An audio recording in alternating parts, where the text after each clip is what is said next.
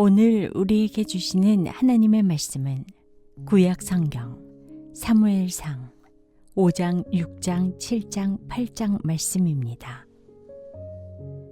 사무엘상 제5장. 블레셋 사람들은 하나님의 궤를 빼앗아서 에베네셀에서 아스돗으로 가져갔다. 블레셋 사람들은 하나님의 궤를 다곤 신전으로 가지고 들어가서 다곤 신상 곁에 세워놓았다.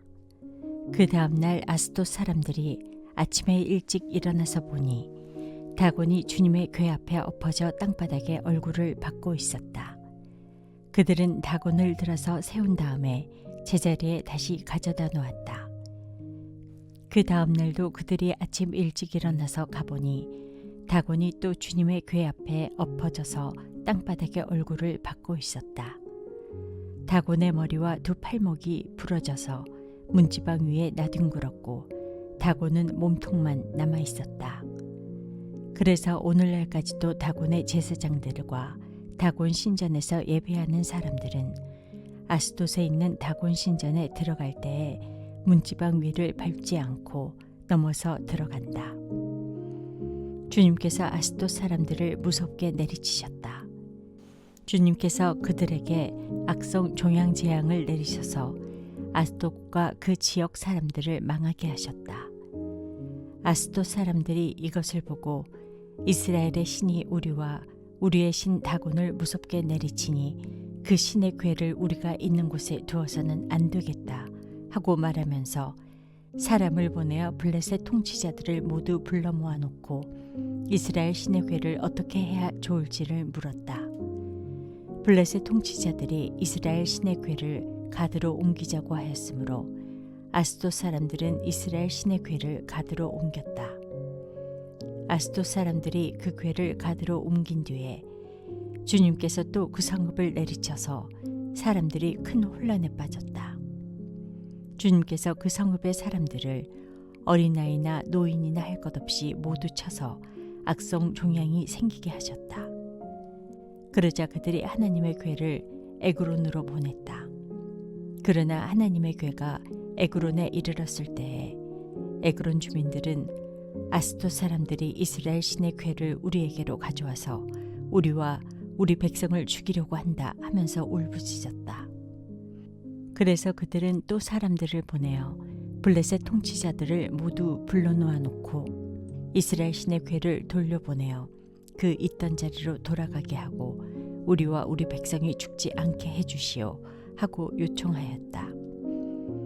하나님이 거기에서 그들을 그렇게 무섭게 내리치셨기 때문에 온 성읍 사람들이 죽을 지경에 이르러 큰 혼란에 빠졌다. 죽지 않은 사람들은 악성 종양이 생겨서 온 성읍에서 비명소리가 하늘에 사무쳤다.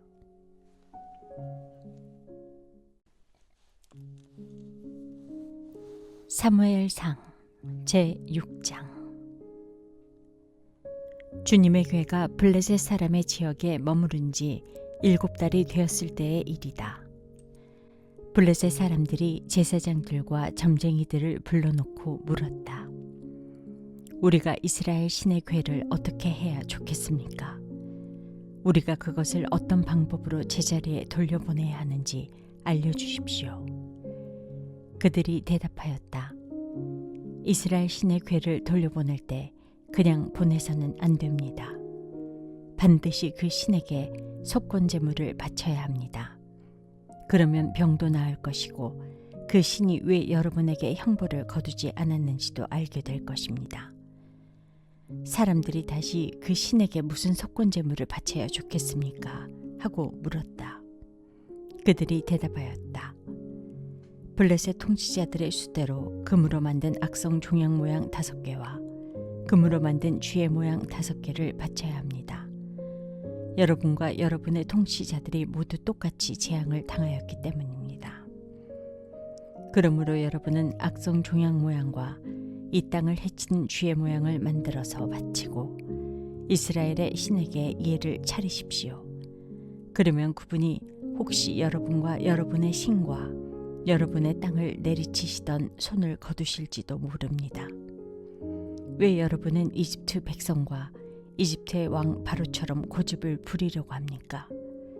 이집트 사람이 이스라엘 사람을 가게 한 것은 주님께서 그들에게 온갖 재앙을 내리신 뒤가 아니었습니까? 그러므로 이제 새로 수레를 하나 만들고 아직 멍에를 메어본 일이 없는 어미소 2마리를 끌어다가 그 수레에 메우고 그 송아지들은 떼어서 집으로 돌려보내십시오. 그런 다음에 주님의 궤를 가져다가 그 수레에 싣고 여러분이 궤를 가져온 허물을 벗으려면 속건제물로 보내는 금으로 만든 물건들은 작은 상자에 모두 담아 궤 곁에 두고 그 소 2마리가 가고 싶은 대로 수레를 끌고 가도록 하십시오. 두고 보다가 그 소가 그 궤가 본래 있던 지역인 벳세메스로 올라가면 이렇게 큰 재앙은 그분이 직접 우리에게 내린 것입니다. 그러나 소가 다른 곳으로 가면 그것은 그분이 우리를 친 것이 아니라 우리가 우연히 그런 재앙을 당한 것임을 알 수 있습니다. 그래서 사람들은 시키는 대로 새끼에게 젖을 빨리는 암소 2마리를 끌어다가 수레를 메우고 그 송아지들은 우리에 가두었다. 수레에는 주님의 궤를 싣고 금쥐와 그들의 악성 종양 모양을 본떠서 만든 물건들도 상자에 담아 실었다. 그 암소들은 벳세메스 쪽으로 가는 길로 곧장 걸어갔다. 그 소들은 큰 길에서 오른쪽으로나 왼쪽으로나 벗어나지 않고 울음소리를 내면서 똑바로 길만 따라서 갔고 그 뒤로 블레셋 통치자들이 벳세메스의 경계까지 따라서 갔다. 그때 벳세메스 사람들은 들에서 밀을 베고 있다가 고개를 들어 궤를 보고는 기뻐하였다. 수레는 벳세메스 사람 여호수아의 밭에 와서 멈추었는데 그곳에는 큰 바위가 있었다. 그들은 나무 수레를 쪼개어 장작으로 삼고 그 소들을 번제물로 살라서 주님께 바쳤다.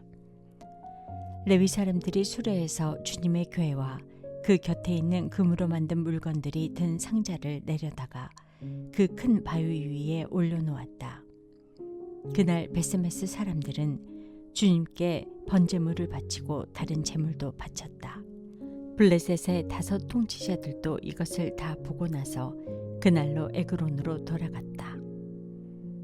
블레셋 사람들이 주님께 속건제물로 바친 악성 종양 모양의 금덩이들은 아스돗 몫으로 하나, 가사 몫으로 하나, 아스글로 몫으로 하나, 가드 몫으로 하나, 에그론 몫으로 하나였다. 금쥐도 바쳤는데 그 수는 요새화된 성읍과 성곽이 없는 마을, 곧 5 통치자가 다스리던 블레셋의 모든 성읍의 수와 같았다. 사람들이 주님의 궤를 올려놓았던 그 큰 바위, 곧 벳세메스 사람 여호수아의 밭에 있던 그 큰 바위는 오늘날까지도 거기에 그대로 있다. 그때 벳세메스 사람들이 주님의 궤 속을 들여다보았기 때문에 주님께서는 그 백성 가운데서 5만 70명이나 쳐서 죽이셨다. 주님께서 그 백성을 그렇게 크게 치셨기 때문에 그들은 슬피 울었다. 벳세메스 사람들이 말하였다. 이렇게 거룩하신 주 하나님을 누가 감히 모실 수 있겠는가? 이 궤를 어디로 보내어 우리에게서 떠나가게 할까? 그들은 기럇 여아림 주민들에게 전령들을 보내어 블레셋 사람들이 주님의 궤를 돌려보냈으니 내려와서 가지고 가라고 하였다.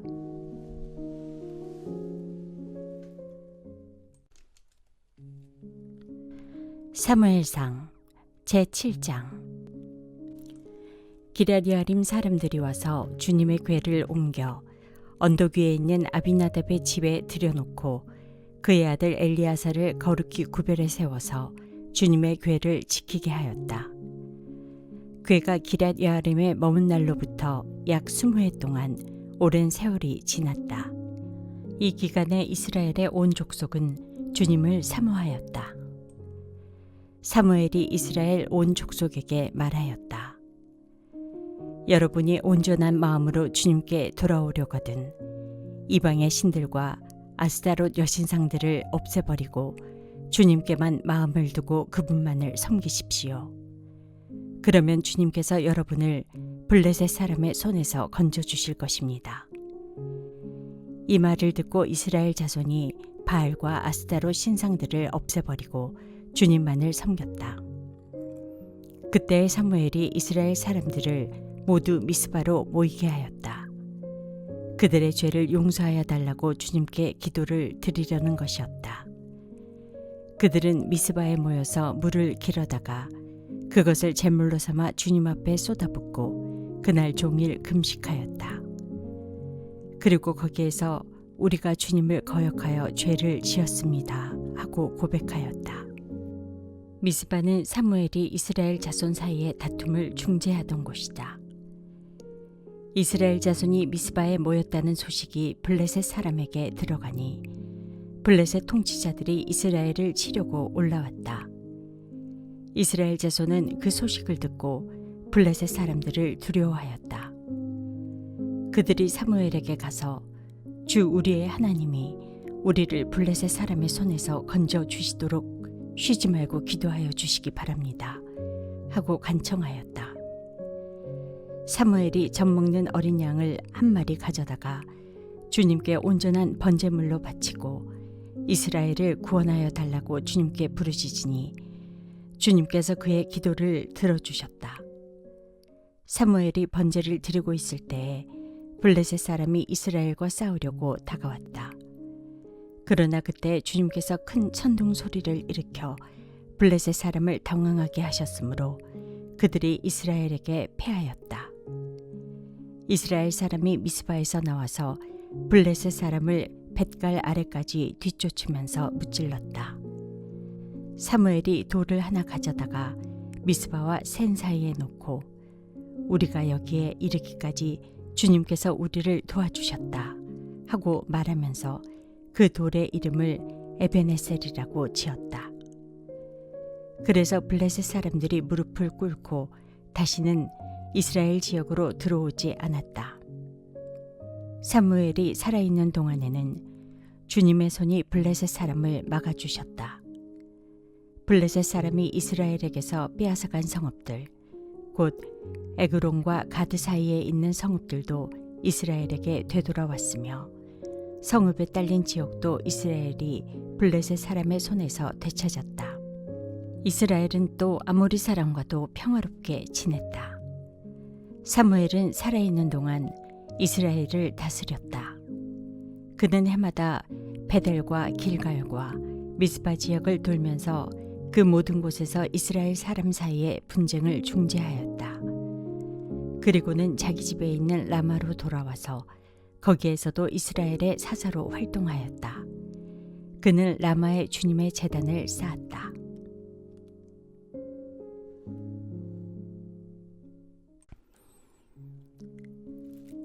사무엘상 제8장.